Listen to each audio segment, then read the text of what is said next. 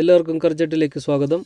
ഇന്ന് നമ്മൾ ചെയ്യാൻ പോകുന്ന ഒരു അടിപൊളി 6-ാം നമ്പർ ഡയമണ്ട് കട്ട്. ഇത് സ്ക്വയർ കട്ടാണ്, ഡയമണ്ട് കട്ടല്ല.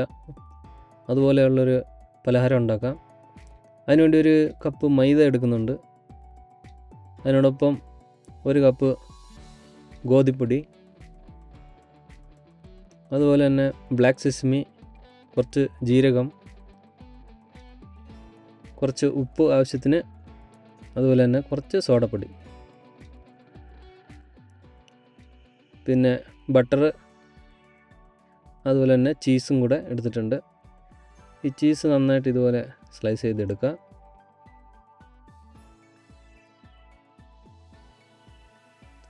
ഇനിയും ബട്ടർ, ചീസും ഈ മാവും കൂടെ നന്നായിട്ടൊന്ന് കുഴച്ചെടുക്കുക.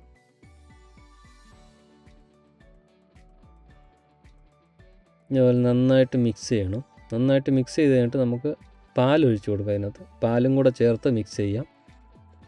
അത് പച്ചപ്പാൽ മതി, തിളപ്പിച്ച പാലാവണമെന്നില്ല. നന്നായിട്ട് ഇതുപോലെ കുഴച്ചെടുക്കണം.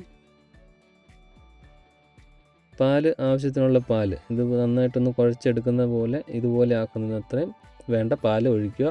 എന്നിട്ട് ഇതുപോലെ ആക്കിയിട്ട് നമുക്ക് നന്നായിട്ടൊന്ന് പരത്തിയെടുക്കണം. ഇത് ചപ്പാത്തിക്ക് പരത്തുന്ന പോലെ ഇത് നല്ല നൈസായിട്ട് പരത്തിയെടുക്കണം.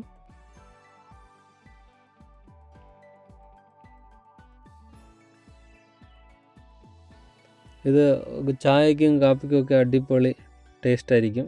നല്ല കറുമുറാന്നുണ്ടാവും, നല്ല ക്രിസ്പി ആയിട്ട്. അപ്പോൾ എല്ലാവരും ഇത് വീട്ടിൽ ചെയ്ത് നോക്കുക. വളരെ സിമ്പിളായിട്ട് ചെയ്യാൻ പറ്റും. അധികം സാധനങ്ങളൊന്നും വേണ്ട. ഇതുപോലെ നന്നായിട്ട് നൈസായിട്ട് പരത്തിയെടുക്കുക. എന്നിട്ട് നമുക്കിനി ഇത് കട്ട് ചെയ്തെടുക്കാം. ഫസ്റ്റ് ഇതിനെ ഒന്ന് സ്ക്വയറായിട്ട് നമുക്ക് കട്ട് ചെയ്തെടുക്കാം. സൈഡിൽ അധികമായിട്ട് വരുന്ന മാവിനെ നമുക്ക് മാറ്റി വയ്ക്കാം. കാരണം നമുക്കിത് സ്ക്വയറായിട്ട് കട്ട് ചെയ്യണം, അതുകൊണ്ടാണ് ഇങ്ങനെ കട്ട് ചെയ്യണത്. ഈ എക്സ്ട്രാ പീസൊക്കെ മാറ്റി അപ്പോൾ ഇതിനെ നന്നായിട്ട് സ്ക്വയറായിട്ട് കട്ട് ചെയ്തെടുക്കാം നമുക്ക്. ഇത് ഡയമണ്ട് ഷേപ്പല്ല, സ്ക്വയറായിട്ടാണ് നമ്മൾ ചെയ്യുന്നത്. ഇത് ചെറിയ ചെറിയ പീസാണ്.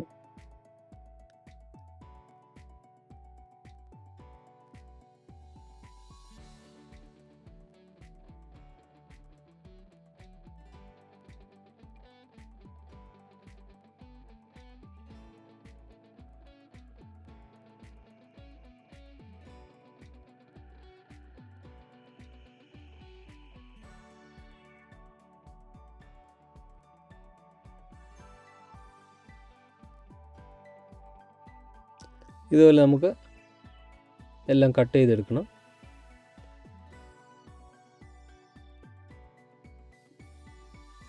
കുറച്ച് മാവ് പൊടി എന്തെങ്കിലും കുറച്ച് അധികം ഇടുക, ഇല്ലെങ്കിൽ പിടിക്കുക. എന്നിട്ട് നമുക്കിതുപോലെ എടുക്കാം. നമുക്ക്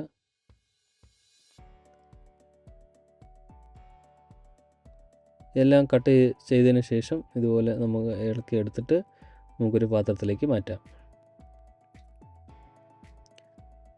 ഇനി ഒരു സൈഡിൽ എണ്ണ ചൂടാകാൻ വെക്കണം. അപ്പോൾ എണ്ണ നന്നായിട്ട് ചൂടായതിന് ശേഷം നമുക്ക് ഇതിനെ എണ്ണയിലിട്ട് കൊടുക്കുക. ഇതിനെ എണ്ണയിലിട്ടിട്ട് നന്നായിട്ട് വറുത്തെടുക്കുക.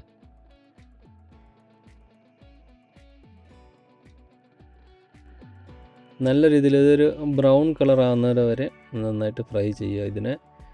എന്നിട്ട് നമുക്ക് ഒരു തട്ടത്തിലേക്ക് മാറ്റാം. നന്നായിട്ട് ബ്രൗൺ ആയതിനു ശേഷം ഇത് വളരെ എളുപ്പത്തിൽ വീട്ടിൽ ചെയ്യാവുന്നതാണ്.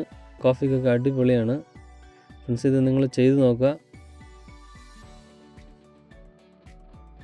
കണ്ടല്ലേ, ഇപ്പം നല്ല പരുവമായിട്ടുണ്ട്. ഇനി നമുക്കിതൊരു തട്ടത്തിലേക്ക് മാറ്റാം. വളരെ എളുപ്പത്തിൽ ചെയ്യാൻ പറ്റുന്നതാണ്. അപ്പോൾ ഫ്രണ്ട്സ്, ഈ ചെറിയ വീഡിയോ ഇഷ്ടപ്പെട്ടാൽ ലൈക്ക് ചെയ്യുക, ഷെയർ ചെയ്യുക, കമൻറ്റ് ചെയ്യുക. അപ്പോൾ ഇനി അടുത്ത നല്ലൊരു വീഡിയോ ആയിട്ട് വരുന്നവരെ എല്ലാവർക്കും ബൈ ബൈ.